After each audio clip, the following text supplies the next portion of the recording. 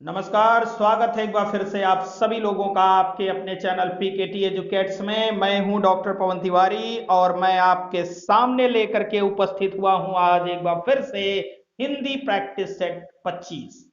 इससे पहले कि हम अपने प्रैक्टिस सेट के प्रश्नों की तरफ आगे बढ़ें, मैं आपसे एक महत्वपूर्ण बात साझा करना चाहूंगा। टेलीग्राम पर हमारा पब्लिक चैनल पीकेटी एजुकेट्स के नाम से है। यदि आप चाहें तो टेलीग्राम पर हमारे इस पब्लिक चैनल को फॉलो कर सकते हैं और हमारे चैनल के प्रत्येक अपडेट के साथ बने रह सकते हैं। तो आइए बढ़ते हैं हम अपने आज के इस प्रैक्टिस सेट के पहले प्रश्न की तरफ। आज का हमारा पहला प्रश्न है, विषम का संधि विच्छेद होगा। विकल्प ए है विष धन म, बी है वी धन सम, सी है विष धन म और डी है विह धन शम। इसमें आपका सही विकल्प है बी, बी धन सम बराबर विषम। इसमें वास्तव में व्यंजन संधि है और व्यंजन संधि का एक रूल होता है कि यदि प्लस के पहले छोटी ई या छोटा ऊ हो और प्लस के बाद अगर दंत स हो तो दंत स हमेशा मूर्धन्य स में बदल जाता है। ये आपका दंत स है और जब ये बदलेगा तो बदल जाएगा किसमें? मूर्धन्य स में बदल जाएगा। तो वी धन सम बराबर विषम हो जाएगा। इसमें संधि कौन सी है? व्यंजन संधि है और विषम का संधि विच्छेद क्या होगा? वी धन सम होगा। इसलिए विकल्प बी आपका यहां पर सही है। आइए बढ़ते हैं अपने अगले प्रश्न की तरफ। शोकाकुल में समास है। विकल्प ए है तत्पुरुष, बी है अव्ययी भाव, सी है कर्मधारय और डी है बहुव्रीहि। इसमें आपका सही विकल्प है तत्पुरुष समास। ए विकल्प आपका इसमें सही है। आप जानते हैं तत्पुरुष समास के दो भेद होते हैं, व्यधिकरण तत्पुरुष और समानाधिकरण तत्पुरुष। समानाधिकरण तत्पुरुष को कर्मधारय समास कहा जाता है, जबकि व्यधिकरण तत्पुरुष समास के 6 प्रमुख भेद और 6 उपभेद होते हैं। तो व्यधिकरण तत्पुरुष समास के कुल 12 भेद होते हैं। व्यधिकरण तत्पुरुष समास की सबसे बड़ी विशेषता यह होती है कि इसमें पूर्व पद से कर्ता कारक और संबोधन कारक की विभक्तियों को छोड़कर शेष सभी विभक्तियों का लोप होता है। तो यहां शोकाकुल का अर्थ क्या हुआ? शोक से आकुल या शोक के द्वारा आकुल। तो यहां पर पूर्व पद से कौन सी विभक्ति का लोप हुआ है? से विभक्ति का लोप हुआ है। और से विभक्ति कौन सी विभक्ति है? करण कारक की विभक्ति है। इसलिए इसमें करण तत्पुरुष समास है। चूंकि करण यहां ऑप्शन में है नहीं, केवल तत्पुरुष है, इसलिए विकल्प ए आपका यहां पर सही है। शोकाकुल में तत्पुरुष समास है। आइए बढ़ते हैं अपने अगले प्रश्न की तरफ। हमारा अगला प्रश्न है तीसरा, विद्याधन में समास है। विकल्प ए है कर्मधारय, बी है तत्पुरुष, सी है द्विगु और डी है बहुव्रीहि। इसमें आपका सही विकल्प है कर्मधारय समास। जी हां, विद्या है जो धन, इसका विग्रह क्या होगा? विद्या है जो धन। इसका मतलब विद्या रूपी धन है। जहां पर रूपक अलंकार होता है वहां भी कर्मधारय समास होता है। तो यह विद्या है जो धन अर्थात विद्या रूपी धन है, इसलिए विकल्प ए आपका यहां पर सही है। आइए बढ़ते हैं अपने अगले प्रश्न की तरफ। शताब्दी में समास है। विकल्प ए है कर्मधारय, बी है अव्ययी भाव, सी है द्विगु और डी है द्वंद्व। इसमें आपका सही जवाब है द्विगु समास। विकल्प सी आपका यहां पर सही है। शत का अर्थ होता है 100 और अब्द का अर्थ होता है वर्ष। तो शताब्दी का अर्थ होता है 100 वर्षों का समाहार। तो 100 वर्षों का समाहार पहला पद यहां संख्यावाची विशेषण है और इसलिए यहां पर द्विगु समास है। विकल्प सी आपका यहां पर सही है। आइए बढ़ते हैं अपने अगले प्रश्न की तरफ। हमारा पांचवा प्रश्न है, कष्टाबद्ध में समास है। विकल्प ए है तत्पुरुष, बी है कर्मधारय, सी है अव्ययी भाव और डी है बहुव्रीहि। कष्टाबद्ध माने कष्ट से आबद्ध या कष्ट के द्वारा आबद्ध। तो आप देख सकते हैं यहां भी पूर्व पद से करण कारक की विभक्ति से या के द्वारा का लोप हुआ है, इसलिए कष्टाबद्ध में कर्ण तत्पुरुष समास होगा, इसलिए यहां पर विकल्प ए आपका सही है तत्पुरुष समास, क्योंकि कर्ण यहां पर ऑप्शन में है नहीं, तो विकल्प ए तत्पुरुष समास यहां पर सही है। आइए बढ़ते हैं अपने अगले प्रश्न की तरफ। काला कौवा पेड़ की डाल पर बैठा है, इस वाक्य में काला गुणवाचक विशेषण का कौन सा भेद है? विकल्प ए है आकार प्रकार बोधक, बी है रूप रंग बोधक, सी है दशावस्था बोधक और डी है दिशा बोधक। आप जानते हैं गुणवाचक विशेषण के 7 भेद होते हैं और 7 भेदों में एक भेद है रूप रंग बोधक विशेषण, और यह क्या करता है? किसी चीज के रूप और रंग की बात करता है, जैसे काला, पीला, नीला, गोरा, ये सब क्या हैं? रूप रंग बोधक विशेषण हैं। तो यहां पर काला कौवा में काला आपका क्या होगा? रूप रंग बोधक विशेषण होगा यहां पर आपका। तो काला आपका यहां पर क्या होगा? रूप रंग बोधक विशेषण होगा। विकल्प बी आपका यहां पर सही है। आइए बढ़ते हैं अपने अगले प्रश्न की तरफ। सागर सा शांत हृदय हो, इस पंक्ति में वाचक है। विकल्प ए है सागर, बी है सा, सी है शांत और डी है हृदय। मैंने आपको एक बार बताया था कि उपमा के 4 अंग होते हैं और पिछले वीडियोज में अगर आप देखेंगे तो आपको उसमें मिलेंगे। पहला है उपमेय। उपमेय को कहते हैं प्रस्तुत, जो चीजें हमारी आंखों के सामने रहती हैं, जो हमारे पास में रहती हैं, वही उपमेय होती है। दूसरा है उपमान। उपमान वह होता है जो हमसे दूर रहता है और जिससे उपमेय की तुलना की जाती है। तो उपमान को अप्रस्तुत भी कहा जाता है। और सा, सी, से, सम, सरिस, समान, ये सब जो तुलना बोधक शब्द होते हैं, इनको हम वाचक कहते हैं। और उपमेय और उपमान के जिस समान गुणधर्म के आधार पर तुलना की जाती है, उसे हम साधारण गुणधर्म कहते हैं। तो जब दो चीजों के बीच में तुलना होती है तो वह गुणों के आधार पर तुलना होती है।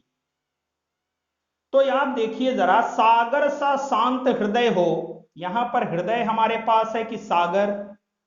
हृदय पास में है, तो हृदय बनेगा क्या? उपमेय। सागर दूर है, इसलिए सागर क्या बनेगा? उपमान। सा वाचक शब्द है, सागर और हृदय के बीच में तुलना करने का काम कर रहा है, इसलिए सा क्या बनेगा यहां? वाचक। और सागर के अंदर भी शांत होने का गुण है, सागर भी गंभीर होता है और हृदय भी गंभीर होना चाहिए, और इसलिए सागर और हृदय दोनों के बीच में एक सामान्य गुण जो है वह क्या है? शांत है, इसलिए शांत यहां पर साधारण गुणधर्म है। इसलिए अब अगर आप देखें तो यहां पर वाचक शब्द क्या है आपका? सा है। जितने भी तुलना सूचक शब्द होते हैं वो क्या कहलाएंगे? वाचक शब्द कहलाएंगे। तो सागर सा शांत हृदय हो, इस पंक्ति में वाचक क्या है? सा है। विकल्प बी आपका यहां पर सही है। आइए बढ़ते हैं अपने अगले प्रश्न की तरफ। खगेश का संधि विच्छेद होगा।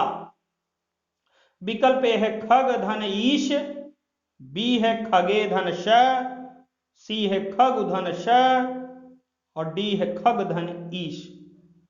इसमें आपका सही विकल्प होगा ए, खग धन ईश। इसमें गुण संधि है और गुण संधि का यह नियम होता है, अगर अ प्लस ई अगर मिलेंगे तो बनेगा क्या? ए। तो ये ए की मात्रा बन गया। तो आप देख सकते हैं ग पर ए की मात्रा लगी हुई है, तो अ और ई मिलकर के ए की मात्रा बने हैं। तो खगेश का संधि विच्छेद क्या होगा? खग धन ईश होगा। खगेश का अर्थ होता है गरुड़। आप जानते हैं गरुड़ को पक्षियों का राजा कहा जाता है। तो खगेश में कौन सा संधि होगा? गुण संधि होगा। आइए बढ़ते हैं अपने अगले प्रश्न की तरफ। नाविक का संधि विच्छेद होगा जहां पर शब्द को बोलते समय अय, अव, आय, आव ये सब आ जाए तो तुरंत समझ जाइए कि वहां पर अयाद संधि है। नाविक, नाविक, आव, आव आ रहा है तो आव का मतलब अव की मात्रा, आव का मतलब अव की मात्रा, तो यहां पर नौ धन इक बराबर नाविक होगा। विकल्प बी आपका यहां पर सही है। आइए बढ़ते हैं अपने अगले प्रश्न की तरफ। मन रे तन कागद का पुतला, लागे बूंद बिनस जाए छिन में, गर्भ करे क्यों इतना। आप देखिए इसमें पूछा है कि रस क्या है। विकल्प है शांत रस, बी है करुण रस, सी है भक्ति रस और डी है बीभत्स रस। तो मन रे तन कागद का पुतला, यह उपदेश दिया जा रहा है इस चंचल मन को कि यह शरीर जो है कागज के पुतले के समान है, और कागज जिस प्रकार से पानी की बूंद में पानी की बूंद जब कागज पर पड़ती है तो वह क्या होता है, खराब हो जाता है। उसी तरह से इस शरीर पर भी जब मृत्यु रूपी पानी की बूंद पड़ेगी तो यह शरीर भी समाप्त हो जाएगा। जब इसमें से आत्मा निकल जाएगी तो इस शरीर का कोई मूल्य नहीं रह जाएगा। यहां पर सांसारिक मोह माया के बंधनों से मुक्ति की बात की गई है कि सांसारिक मोह माया के बंधनों में न पड़ा जाए, इसलिए यहां पर शांत रस होगा। और इसका स्थायी भाव क्या है, निर्वेद है। विकल्प ए आपका यहां पर सही है। आइए बढ़ते हैं अपने अगले प्रश्न की तरफ। मानव समाज में अरुण पड़ा, जल जंतु बीच हो वरुण पड़ा, इस तरह भभकता राणा था, मानव सर्पों में गरुण पड़ा। आप देख सकते हैं इस पंक्ति में उत्साह का भाव है, वीरता का भाव है, और इस नाते से इसमें सही विकल्प होगा वीर रस। इस पंक्ति में रस कौन सा है, वीर रस है। विकल्प आपका यहां पर सही है। आइए बढ़ते हैं अपने अगले प्रश्न की तरफ। धोखा न दो भैया मुझे इस भांति आकर के यहाँ, मझधार में मुझको बहाकर तात जाते हो कहां, सीता गई तुम भी चले मैं भी न जीऊंगा यहाँ, सुग्रीव बोले साथ में सब जाएंगे बानर वहां। ये उस समय का प्रसंग है जब लक्ष्मण जी को शक्ति लगी थी और भगवान श्री रामचंद्र जी उनका सर अपनी गोद में लेकर के विलाप कर रहे थे। तो आप समझ सकते हैं कि यहां पर दुख का भाव है, शोक का भाव है। भगवान श्री रामचंद्र जी शोक संतृप्त होकर के इस तरह की बात बोल रहे हैं। तो इसमें रस कौन सा होगा, वीर रस, शांत रस, करुण रस, बीभत्स रस में सही विकल्प आपका बनेगा करुण रस। जी हां, यहां करुणा का भाव है, इसलिए विकल्प सी आपका यहां पर सही है। आइए बढ़ते हैं अपने अगले प्रश्न की तरफ। निम्नलिखित में विलोम शब्दों का कौन सा युग्म सही नहीं है। ध्यान दीजिएगा, सही नहीं है।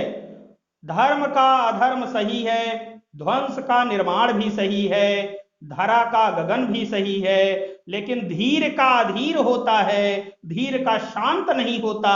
इसलिए विकल्प डी आपका यहां पर सही है, जो विलोम शब्द का सही युग्म नहीं है। आइए बढ़ते हैं अपने अगले प्रश्न की तरफ। हमारा अगला प्रश्न है, निम्नलिखित में तद्भव और तत्सम का कौन सा युग्म गलत है। चार का चतुर्थ, गोरा का गौर, गंवार का ग्रामीण, गुफा का गुहा। इसमें आपका विकल्प ए गलत है, क्योंकि चौथा का चतुर्थ होता है, चार का चत्वारी होता है। चार का तत्सम क्या होगा, चत्वारी होगा, चौथा का चतुर्थ होता है। इसलिए विकल्प ए यहां पर गलत है आपका, बाकी तीनों सही हैं। और यहां पूछा है तद्भव और तत्सम का कौन सा युग्म गलत है, तो विकल्प ए आपका यहां पर गलत है। चार का चतुर्थ नहीं होगा, चार का चत्वारी होगा। आइए बढ़ते हैं अपने अगले प्रश्न की तरफ। खंजर किस भाषा का शब्द है। विकल्प ए है पश्तो, बी है तुर्की, सी है अरबी और डी है फारसी। इसमें आपका सही विकल्प है तुर्की। जी हां, विकल्प बी सही है, खंजर तुर्की भाषा का शब्द है। आइए बढ़ते हैं अपने अगले प्रश्न की तरफ। मांग पत्र किस भाषा का शब्द है। विकल्प ए है संस्कृत, बी है हिंदी, सी है संकर शब्द और डी है देशज। इसमें सही विकल्प है आपका सी, संकर शब्द, क्योंकि मांग हिंदी शब्द है और पत्र संस्कृत शब्द है। तो संस्कृत और हिंदी दोनों मिल करके बन गए क्या, संकर शब्द।